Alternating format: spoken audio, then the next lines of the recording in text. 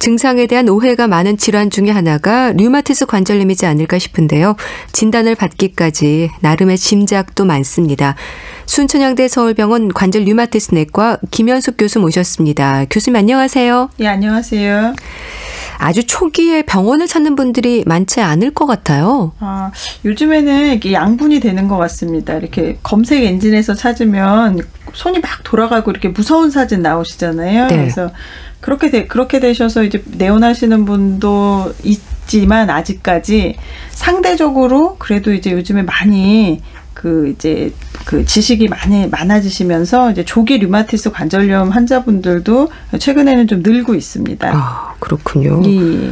류마티스 관절염이라고 하면 우선 손가락 관절의 그 변형된 모습을 떠올리게 됩니다. 근데 변형이 오기까지는 사실 초기 단계를 넘어서 진행된 상태일 때이지 않을까요? 그렇죠. 저희가 이제 증상이 있고 나서 저희가 바로 변형이 오는 것은 아니고요. 네. 사람마다 차이가 있지만 대부분 그렇게 뼈에 변형이 오려면 한 2년 정도 시간은 필요합니다. 그런데 하지만 치료를 안 하면 이제 대부분 저희가 눈에 보이는 변형이나 눈에 보이지 않는 변형까지 포함하면 거의 뭐 100% 변형이 뼈의 그런 변화가 진행이 된다고 할 수가 있죠. 예.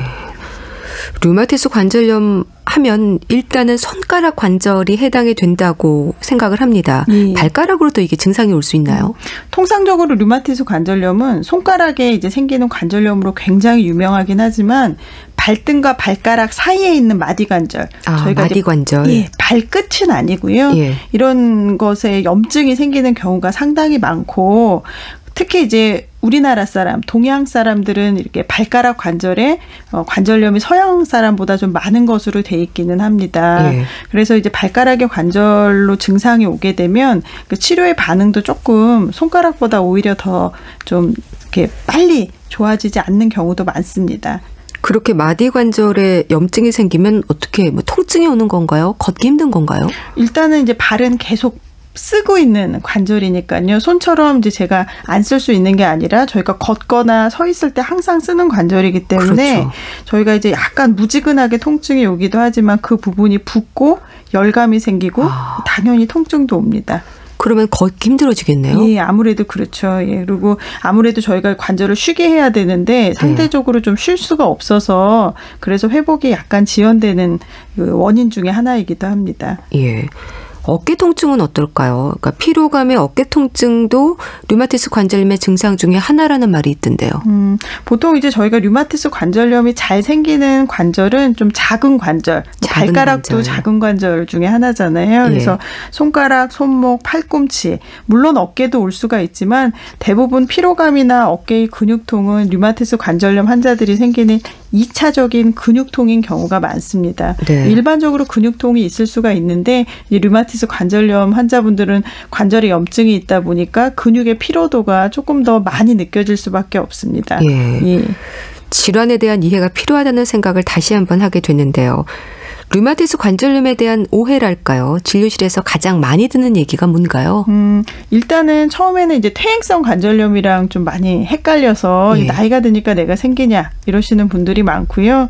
그다음에 이름이 류마티스 관절염이다 보니까 이 관절에만 염증이 생기는 그런 일반적인 관절염 아니냐 이렇게 얘기를 하는데 저희가 류마티스 관절염이 이름은 관절염이지만 사실은 관절 이외에 자가 면역 질환 온몸을 다 공격을 할 수가 있어서 폐나 폐섬유와 눈의 건조, 각막염, 홍채염, 신경염 이렇게 여러 몸의 부위까지도 염증이 생길 수가 있는 자가 면역 질환입니다. 그래서 이런 것들에 대한 이해가 좀 이제 필요하고 좀 시간이 약간 걸리는 것 같습니다.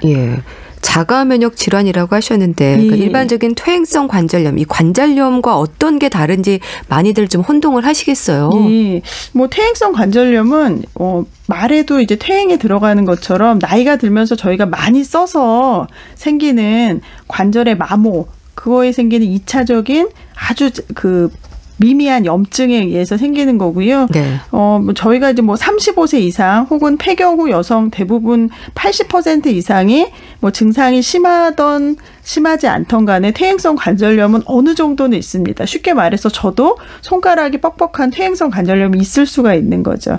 이에 반해서 류마티스 관절염은 내 몸을 보호하는 면역 기능이 세팅이 잘못돼서 나를 공격하는 외부를 공격해야 되는데 나를 공격을 하는 겁니다. 그래서 거기에 대표적으로 관절을 공격해서 관절염이 생기고 예. 다른 장기를 공격하면 다른 장기에도 염증이나 섬유화 같은 것이 생길 수가 있기 때문에 자가면역 질환은 흔하게 생기는 것은 아니고 인구의 1에서 2% 이내로 생길 수 있는 희귀 난치 질환 중에 하나인 거죠. 네. 자가면역 질환이라는 게 내가 나를 공격하는 건가요? 그렇죠. 그럼? 그래서 원래 내 편이어야 되는데 남을 좀 공격해야 되는데 내 몸을 자꾸 공격을 하는 거죠. 그래서 보통 이제 저희가 류마티스 관절염을 포함해서 면역 질환이 있으신 분들이 내 면역이 약하니까 면역을 세게 하는 그런 이제 보조적인 거를 찾아야 돼 이렇게 생각을 하시지만 네. 사실은 내 몸의 나쁜 면역은 나를 공격하고 있거든요. 그래서 뭐 이렇게 몸에 좋으라고 드시는 그런 면역을 증강시키는 것들이 좋은 면역은 조금 증강시키고 네. 원래 저희가 잘못되어 있는 나쁜 면역은 많이 증강시킵니다. 예. 그러면 사실은 약에 대한 이제 저희가 원하는 효과를 얻을 수가 없죠. 그래서 그렇겠네요. 그런 이제 그런 식품이나 혹은 이제 잘못된 그런 상식은 조금 저희가 이제 교육을 계속 하려고 노력을 하고 있습니다. 류마티스 관절염이 뭐 많이 써서 그런 것도 아니고 그렇다면은 왜 생기는지 확실한 원인이 좀 있습니까? 이게 이제 류마티스 관절염의 원인은 굉장히 복잡한데요.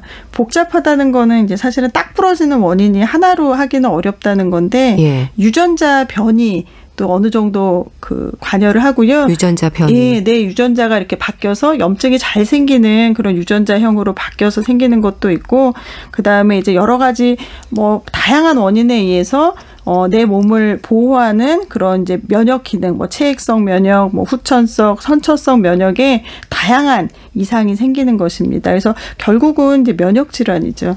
예. 염증이 그렇게 지속될수록 뼈마디가 좀 휘고 굳는다고 들었습니다. 예. 저희가 이제 뼈랑 뼈를 연결하는 그런 관절은 활막으로 이제 구성되어 있고 그 활막 안에는 아까 말하는 면역 세포들이 굉장히 많이 있습니다.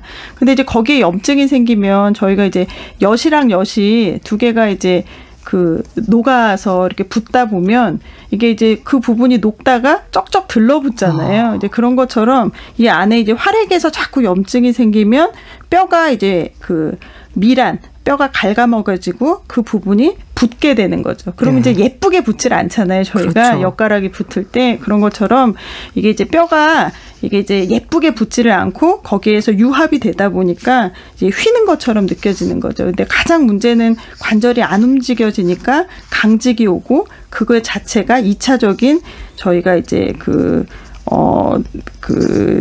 장애를 일으킬 수가 있는 게 가장 문제가 됩니다. 네. 발병 위험이 있어서 그럼 나이는 상관이 없을까요? 대부분은 저희가 이제 중년 여성이 있는 것으로 돼 있고요. 예. 이에 반해서 류마티스 관절염이 그 소아 관절염도 있습니다. 그래서 소아 관절염의 경우에는 뭐 이제 12개월 미만 뭐 이게 생후 2개월이 됐는데 열이 많이 나면서 관절에 염증이 생기거나 혹은 심장에 무리가 생기는 그 연소성 그 유아성 관절염도 같이 있을 수가 있습니다. 그래서 나이와 상관없이 모든 나이와 성별에서 생길 수 있지만 그래도 중년의 여자가 가장 많이 생기긴 합니다. 네. 류마티스 관절염의 증상이라고 하면 조조강직, 그러니까 아침에 굳는 증상을 말을 합니다. 이게 대표적인 증상인 거죠? 네, 대표적인 초기 증상이죠. 보통은 저희가 퇴행성 관절염은 많이 써서 생기는 관절염이잖아요. 그러니까 뭐 막 많이 그 관절을 움직이고 밤이 돼서 이제 저녁 때 뻣뻣합니다. 근데 이제 류마티스 관절염은 자가면역 염증 질환이기 때문에 대부분 이런 염증 물질이 우리가 이제 자고 쉬는 새벽에 많이 분비가 되거든요. 그러니까 아침에 하나도 일을 안 하고 저희가 푹 잤는데도 일어나서 이제 손이 많이 뻑뻑하거나 아니면 온몸이 좀 굳어지는 느낌이 들고 특히 이제 손이 많이 뻣뻣한 게 한 1시간 이상 대부분은 지속을 합니다. 예. 그 외에 있을 수 있는 또 다른 증상이라면 어떤 게 있을까요? 일단은 이제 류마티스 관절염이 이름이 이런 이유가 초기 증상이 대부분 관절로 나타나기 때문인데요. 이 손가락이나 손목 이렇게 손마디가 이게 이제 그냥 뭐 딱딱하게 붙는 게 아니라 열감이 느껴지는 여기 저희가 무슨 핫팩이나 아니면 모래찜질을 한 부분에만 한 것처럼 빨갛게 달아오르면서 이게 찐빵처럼 이렇게 활액이 붙기 때문에 딱딱해지기보다는 말랑말랑하게 부어있는 그런 느낌이 들고 처음에는 이게 붙는 게 갑자기 확 붙는 게 아니기 때문에 잘 이렇게 못 느껴지시는 가 있으세요. 근데 이제 몇 개월이 지나다 보면 손이 잘 이게 손가락 끝이 저희가 손바닥에 잘 닿지를 않을 정도로 심하게 이제 부어 있는 경우가 이제 흔하게 생깁니다. 그럼 이 증상이 심할수록 다른 장기로도 위험이 생긴다거나 하는 부분도 있는 건가요? 관절의 증상이 꼭 이게 저희가 그 다른 장기 침입과 연관이 있는 건 아니지만 뭐 류마티스 인자라든가 아니면 저희가 특이 자가항체, CCP 항체 같은 것이 높으면 폐 결절이나 폐 섬유화 같은 것이 더 잘 생기는 것으로 돼 있습니다. 그리고 아주 드물지만 이제 신경에 이상이 생기는 경우는 이제 류마티스 신경염이라고 그래서 갑자기 이제 그 손발을 제대로 못 쓴다든가 이런 것들이 한 5% 이내로도 생길 수가 있습니다. 네. 류마티스 관절염을 얘기할 때 또 강조가 되는 부분이 삶의 질입니다. 삶의 질하고 어느 정도 연관이 있을까요? 저희가 일단은 뭐 이렇게 여러 장기에 침범을 한다고는 하지만 저희가 이제 손을 대부분 쓰는 일이 굉장히 많잖아요. 아침에 일어나서 세수를 하고 양치를 하고 밥을 먹고 그리고 이제 다른 자기 업무를 보고 하는 손 관절이나 손목 관절이 주로 많이 생기기 때문에 일상적인 업무에 당연히 지장이 생길 수밖에 없습니다. 그리고 이게 이제 어떤 업무를 하시든지 대부분 작은 관절, 큰 관절을 쓰고 이게 이제 부러지거나 아니면 어디가 찢어진 것처럼 내가 꼬매고 붙이면 해결이 되는 게 아니라 전신 면역 질환이기 때문에 상당히 치료 기간이 길어서 저희가 이제 류마티스 관절염의 궁극적인 치료는 열심히 치료를 해서 삶의 질을 유지하는 것이 사실은 치료의 목표이긴 합니다. 그렇겠네요. 예. 그만큼 초기 치료가 중요할 텐데 초기 치료가 쉽지가 않죠? 일단은 저희가 이제 이런 방송이나 여러 가지 활동을 통해서 류마티스 관절염의 조기 증상을 널리 이제 홍보를 하다 보면 환자분들이 조금 의심이 될 때 이제 병원을 이제 찾아오기가 쉽고 그리고 또 병원을 올 때 저희가 가능하면 이제 이런 진단을 빨리 하실 수 있는 전문 선생님이 진료를 하시면 확실히 그런 초기 치료는 조금 더 많이 당겨지긴 합니다. 그건 이제 저희 나라뿐만 아니라 외국에서도 그런 데이터가 많이 나와 있어서 저희가 이제 가능한 정확한 진단을 받으시고 그 진단에 맞게 적극적인 치료를 권하고 있습니다. 네.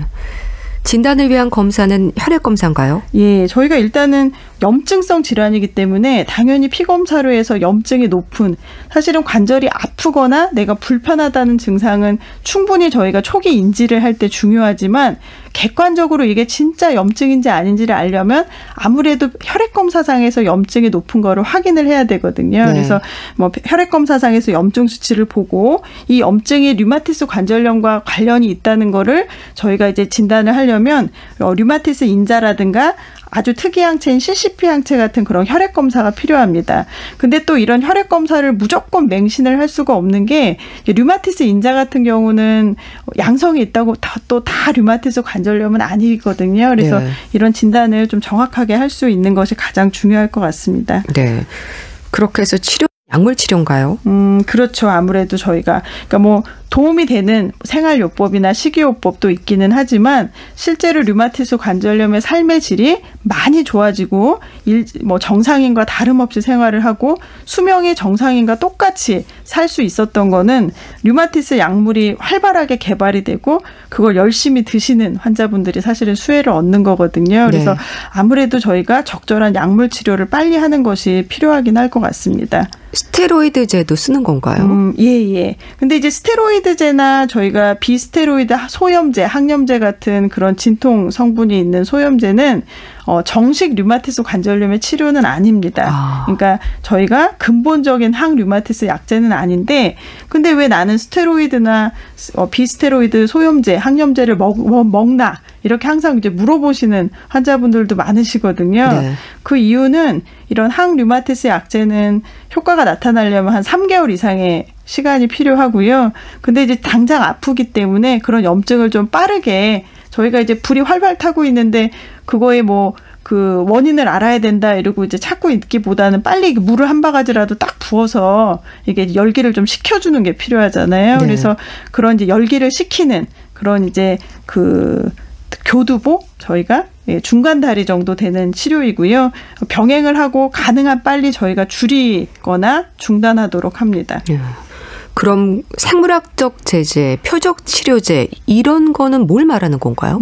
저희가 이제 근본적인 항류마티스 약제는 예전에 항암제를 많이 변형해서 저희가 많이 썼습니다. 근데 아까도 얘기했지만 면역 질환에 이상이 생긴다고 얘기를 드렸잖아요. 그럼 이제 저희가 이제 공부를 열심히 해서 알아봤더니 그 면역 체계에 관여하는 특정한 인자를 직접적으로 막는 그런 약이 저희가 생물학적 제제라고 얘기를 합니다. 근데 이 생물학적 제제는 생물학적 활성도가 있기 때문에 쉽게 말해서 약이 어느 정도 유산균처럼, 표현이 좀 부적절할 수도 있긴 하지만 유산균처럼 살아있는 그런 일종의 그런 이제 생동성을 갖고 있기 때문에 일반적인 그런 이제 그 경구 약제랑은 좀 차이가 있고요. 대부분은 이제 주사제로 많이 개발이 됐습니다.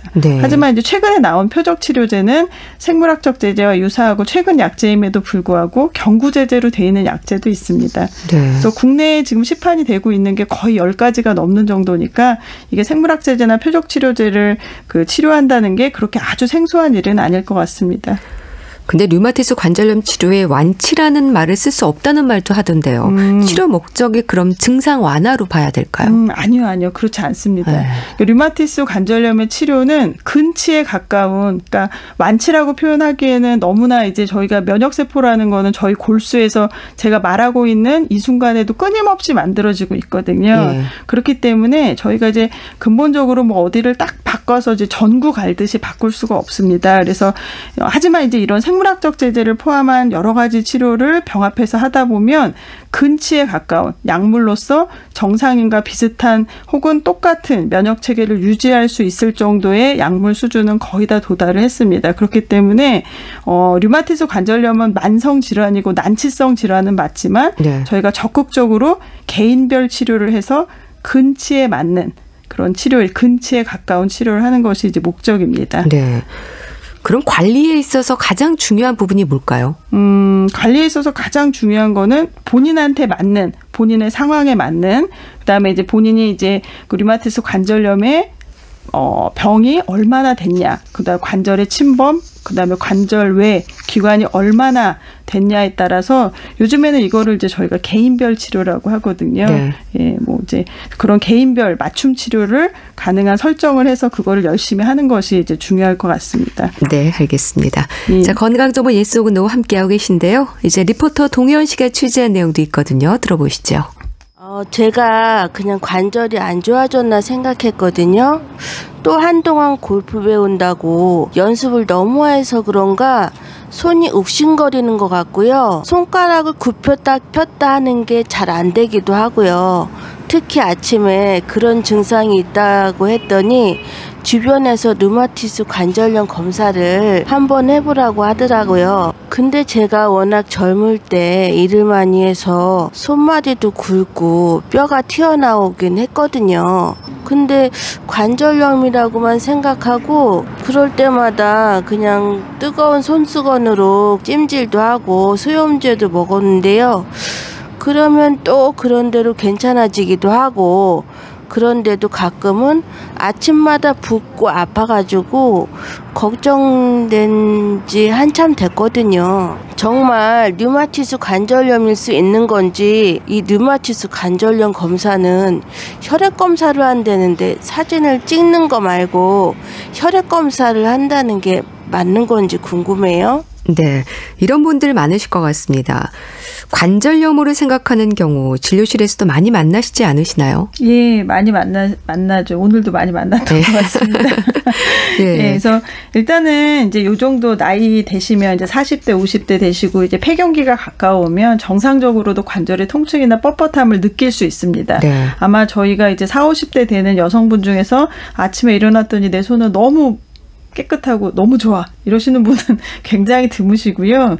손이 뻣뻣하고 불편하시고 붓는데 그 정도가 심하시거나 이 뻣뻣함이 30분 이상 혹은 1시간 이상 지속되는 게 한 달 이상 정도 계속된다. 한 달 이상. 예, 보통은 이제 저희가 6주라고 얘기를 하는데 6주까지 참기는 너무 힘들고요.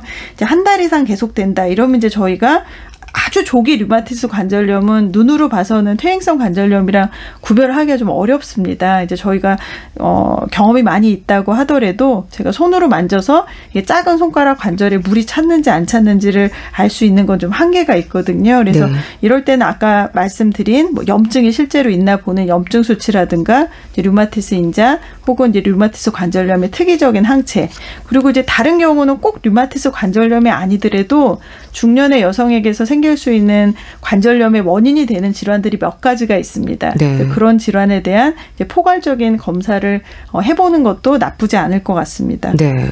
근데 관절염이거니 해서 찜질을 하고 소염제를 좀 먹으면 통증이 나아지는 느낌도 든다고 하거든요. 이렇게 소염제로도 약간의 증상 완화의 느낌을 받을 수 있는 건가요? 예, 그럼요. 저희가 실제로 조기 류마티스 관절염도 초기에는 혹은 이제 조금 더 길게 소염 진통제를 쓰는 이유 중에 하나가 이제 관절의 부종과 통증을 이제 빠르게 완화를 해주기 때문입니다. 네. 그리고 소염제는 사실은 저희가 가벼운 뭐 해열 감기라든가 여러 가지 많이 쓰고 있으시잖아요. 네. 그래서 너무 이게 이제 원인 질환이 있는데 또 소염제만 많이 먹다 보면 소염제의 부작용이 또 생기거든요. 그래서 그런 것만 아니라면 이게 이제 하루 이틀 정도 먹었더니 증상이 좋아지더라 이러면 진짜 류마티스 관절염보다는 그냥 일반적인 퇴행성 혹은 다른 그냥 가벼운 그런 인대염이나 그런 가벼운 관절염인 경우도 꽤 있습니다. 네. 근데 증상이 좀 비슷하기 때문인지 오해를 하게 되는데요. 퇴행성 관절염과 류마티스 관절염의 가장 큰 차이를 좀 비교해서 설명해 주신다면요. 퇴행성 관절염은 이제 아까도 얘기했지만 대부분 저희가 중년의 여성들이 뭐 본인이 느끼던 느끼지 않던 간에 관절을 뭐 3, 40년 이상 쓰셨잖아요. 네. 그러니까 그것 때문에 생기는 마모 혹은 많이 써서 생기는 혹은 나이에 따라서 생기는 그런 일반적인 관절염이라고 생각을 하시면 되고요. 네. 류마티스 관절염은 자가 면역 질환이기 때문에 면역 체계 이상이 생기는 것이고 우리나라에서는 인구의 1에서 2% 정도 생기는 아주 드물지는 않지만 그래도 퇴행성 관절염보다는 훨씬 희귀한 질환입니다. 네. 그럼 류마티스 관절염 진단을 위해서는 혈액 검사로 어떤 부분들을 확인하는 건가요? 염증이 일단 있는지 없는지, 실제로 내가 아프기는 하지만 이게 염증이랑 관련이 없는 퇴행성 질환이거나 혹은 통증을 조금 더 많이 느끼는 상태일 수도 있는 거거든요. 네. 그래서 실제로 염증이 있는지 없는지를 혈액 검사로 하고요. 그다음에 이제 류마티스 관절염의 확진에 필요한 그런 몇 가지 특이 항체가 있습니다. 뭐 류마티스 인자라든가 CCP 항체, 그런 이제 검사가 필요하고, 염증이 사실은 올라가지 않았는데도 관절에 염증이 실제로는 있는 경우도 있기 때문에 네. 그런 경우는 이제 관절 초음파라든가, 엑스레이는 좀 잘 안 보이고요. 관절 초음파라든가 아니면 염증을 볼 수 있는 그런 영상 검사를 추가하기도 합니다. 네. 류마티스 관절염 환자들의 생활 습관, 또 이게 삶의 질을 높이기 위한 노력들이 필요할 것 같은데요. 네. 운동도 필수적입니까? 아무래도 걷는 일이 좀 힘들 것 같기도 한데요. 네. 저희가 이제 운동을 이렇게 절대적으로, 류마티스 관절염은 이름은 하나지만 사실은 관절염의 정도나 관절염의 침범 부위, 어떤 사람은 손이 계속 부은데 어떤 사람은 발가락이 붓는 사람도 있고, 어떤 사람은 무릎이 붓지만 어떤 사람은 무릎이 절대 안 붓는 사람도 있거든요. 그러니까 일률적으로 어떤 운동이 좋다, 이렇게 얘기를 하기는 좀 힘들긴 합니다. 예. 하지만 이제 통상적으로 저희가 이제 유산소 운동 중에서 관절에 타격이 많이 크지 않는, 그러니까 달리기보다는 저희가 이제 스카이워킹이라고 그래서 이렇게 다리를 뜨면서 걷는 혹은 자전거 같은 운동, 그다음에 부력을 이용하는 수영 같은 운동이 좋고요. 그다음에 전신에 이제 운동을 하는 것은 꼭 관절염이 아니더라도 여러 가지 긍정적인 효과가 있고 심혈관계의 위험성을 낮추기 때문에 저희가 관절이 막 부어있지 않는 한은 뭐 가벼운 조깅이라든가 산보 같은 것을 하루에 3번 30분 이상씩 하는 것은 긍정적인 효과가 있습니다. 네. 이런 분들은 류마티스 관절염에 대한 검사를 꼭 받아보는 게 좋다, 조언해 주신다면요. 일단은 저희가 이제 관절이 불편한 게 내가 생각해도 아침에 일어나서 한 조조강직이 30분에서 1시간 이상 지속이 된다든가, 그리고 관절이 그냥 불편한 것뿐만 아니라 손가락 마디마디가 내 손가락 주름이 잘 안 보일 정도로 빨갛게 부어서 열감이 느껴질 정도의 그런 염증성 관절염이 확연히 의심이 되면 네. 제가 보기에는 검사를 받는 것이 더 좋을 것 같습니다. 네. 병원을 찾아가서 한번 검사를 받아야 되는 거죠, 그러니까? 네, 그렇죠. 저희가 이게 아까도 저희가 요즘에는 또 많이 홍보가 돼서 류마티스 인자가 있으면 또 무조건 류마티스 관절염이라고 생각을 하시는 경우도 있는데 네. 그렇지 않는 경우도 있습니다. 그러니까 류마티스 인자가 있기는 하지만 저희가 염증이 없으면 류마티스 관절염이 아닌 경우도 있어서 저희가 오히려 또 과잉 치료를 하시는 것도 저희가 주의를 하셔야 됩니다. 그래서 가능하면 이제 전문의 선생님과 상의를 하시는 게 좋지 않을까 싶긴 합니다. 네, 알겠습니다. 건강정보 예스 오그 노. 오늘은 류마티스 관절염에 대해서 알아봤는데요. 순천향대 서울병원 관절 류마티스 내과 김현숙 교수와 함께했습니다. 말씀 감사합니다. 예, 감사합니다.